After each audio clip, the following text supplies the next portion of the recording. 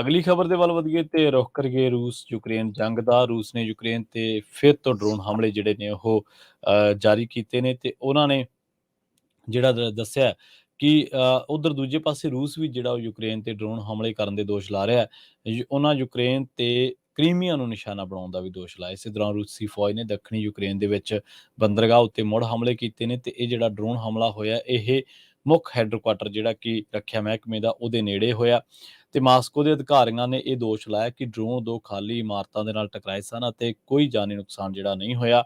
ਰੱਖਿਆ ਮਹਿਕਮੇ ਨੇ ਦਾਅਵਾ ਕੀਤਾ ਕਿ ਫੌਜ ਨੇ ਦੋਵੇਂ ਹਮਲਾਵਰ ਡਰੋਨਾਂ ਨੂੰ ਜਾਮ ਕਰ ਦਿੱਤਾ ਸੀ ਅਤੇ ਇਹ ਬਾਅਦ ਦੇ ਵਿੱਚ ਡਿੱਗ ਪਏ। ਰੂਸੀ ਮੀਡੀਆ ਦੇ ਮੁਤਾਬਕ ਰੱਖਿਆ ਮਹਿਕਮੇ ਦੇ ਮੁੱਖ ਦਫ਼ਤਰ ਉੱਤੇ ਹਵਾਈ ਰੱਖਿਆ ਪ੍ਰਣਾਲੀ ਲੱਗੀ ਹੋਈ ਹੈ। ਇਹ ਹੈੱਡਕੁਆਟਰ ਕ੍ਰੈਮਲਿਨ ਤੋਂ 2.7 ਕਿਲੋਮੀਟਰ ਦੂਰ ਦੱਸਿਆ ਗਿਆ।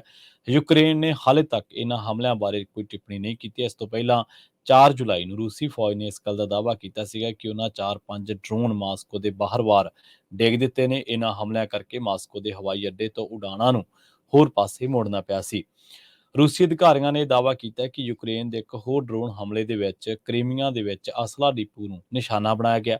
ਇਸ ਕਰਕੇ ਇੱਕ ਵੱਡੇ ਕੌਮੀ ਮਾਰਗ ਤੇ ਆਵਾਜਾਈ ਬੰਦ ਕਰਨੀ ਪਈ। ਇਸੇ ਦੌਰਾਨ ਯੂਕਰੇਨ ਦੇ ਇੱਕ ਮੰਤਰੀ ਮਖਾਈਲੋ ਫੈਡਰੋਵ ਨੇ ਇਹ ਗੱਲ ਦੱਸੀ ਹੈ ਕਿ ਮਾਸਕੋ ਤੇ ਡਰੋਨ ਹਮਲੇ ਦਿਖਾਉਂਦੇ ਨੇ ਕਿ ਰੂਸ ਦੀਆਂ ਹਵਾਈ ਰੱਖਿਆ ਪ੍ਰਣਾਲੀਆਂ ਅਜਿਹੇ ਹਮਲੇ ਰੋਕਣ ਦੇ ਸਮਰੱਥ ਨਹੀਂ ਅਤੇ ਹਮਲੇ ਜਾਰੀ ਰਹਿਣਗੇ।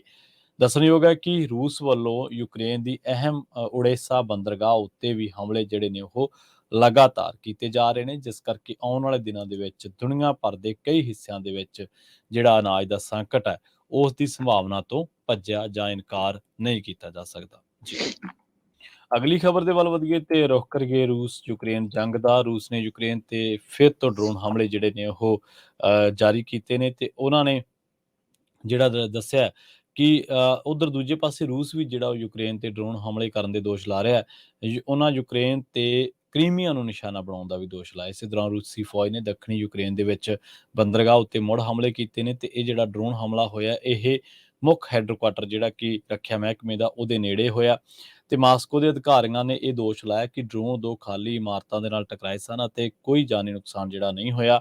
ਰੱਖਿਆ ਮਹਿਕਮੇ ਨੇ ਦਾਅਵਾ ਕੀਤਾ ਕਿ ਫੌਜ ਨੇ ਦੋਵੇਂ ਹਮਲਾਵਰ ਡਰੋਨਾਂ ਨੂੰ ਜਾਮ ਕਰ ਦਿੱਤਾ ਸੀ ਅਤੇ ਇਹ ਬਾਅਦ ਦੇ ਵਿੱਚ ਡਿੱਗ ਪਏ। ਰੂਸੀ ਮੀਡੀਆ ਦੇ ਮੁਤਾਬਕ ਰੱਖਿਆ ਮਹਿਕਮੇ ਦੇ ਮੁੱਖ ਦਫ਼ਤਰ ਉੱਤੇ ਹਵਾਈ ਰੱਖਿਆ ਪ੍ਰਣਾਲੀ ਲੱਗੀ ਹੋਈ ਹੈ। ਇਹ ਹੈੱਡਕੁਆਟਰ ਕ੍ਰੈਮਲਿਨ ਤੋਂ 2.7 ਕਿਲੋਮੀਟਰ ਦੂਰ ਦੱਸਿਆ ਗਿਆ। ਯੂਕਰੇਨ ਨੇ ਹਾਲੇ ਤੱਕ ਇਹਨਾਂ ਹਮਲਿਆਂ ਬਾਰੇ ਕੋਈ ਟਿੱਪਣੀ ਨਹੀਂ ਕੀਤੀ। ਇਸ ਤੋਂ ਪਹਿਲਾਂ 4 ਜੁਲਾਈ ਨੂੰ ਰੂਸੀ ਫੌਜ ਨੇ ਇਸ ਗੱਲ ਦਾ ਦਾਅਵਾ ਕੀਤਾ ਸੀਗਾ ਕਿ ਉਹਨਾਂ 4-5 ਡਰੋਨ ਮਾਸਕੋ ਦੇ ਬਾਹਰ-ਬਾਰ ਡਿੱਗ ਦਿੱਤੇ ਨੇ। ਇਹਨਾਂ ਹਮਲਿਆਂ ਕਰਕੇ ਮਾਸਕੋ ਦੇ ਹਵਾਈ ਅੱਡੇ ਤੋਂ ਉਡਾਣਾਂ ਨੂੰ ਹੋਰ ਪਾਸੇ ਮੋੜਨਾ ਪਿਆ ਸੀ। ਰੂਸੀ ਅਧਿਕਾਰੀਆਂ ਨੇ ਦਾਅਵਾ ਕੀਤਾ ਕਿ ਯੂਕਰੇਨ ਦੇ ਇੱਕ ਹੋਰ ਡਰੋਨ ਹਮਲੇ ਦੇ ਵਿੱਚ ਕ੍ਰੀਮੀਆ ਦੇ ਵਿੱਚ ਅਸਲਾ ਡਿਪੂ ਨੂੰ ਨਿਸ਼ਾਨਾ ਬਣਾਇਆ ਗਿਆ।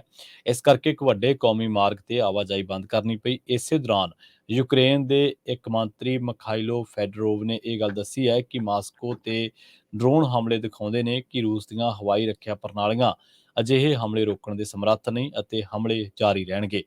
ਦੱਸਣਯੋਗ ਹੈ ਕਿ ਰੂਸ ਵੱਲੋਂ ਯੂਕਰੇਨ ਦੀ ਅਹਿਮ ਓਡੇਸਾ ਬੰਦਰਗਾਹ ਉੱਤੇ ਵੀ ਹਮਲੇ ਜਿਹੜੇ ਨੇ ਉਹ ਲਗਾਤਾਰ ਕੀਤੇ ਜਾ ਰਹੇ ਨੇ, ਜਿਸ ਕਰਕੇ ਆਉਣ ਵਾਲੇ ਦਿਨਾਂ ਦੇ ਵਿੱਚ ਦੁਨੀਆ ਭਰ ਦੇ ਕਈ ਹਿੱਸਿਆਂ ਦੇ ਵਿੱਚ ਜਿਹੜਾ ਅਨਾਜ ਦਾ ਸੰਕਟ ਹੈ ਉਸ ਦੀ ਸੰਭਾਵਨਾ ਤੋਂ ਭੱਜਿਆ ਜਾਂ ਇਨਕਾਰ ਨਹੀਂ ਕੀਤਾ ਜਾ ਸਕਦਾ। ਜੀ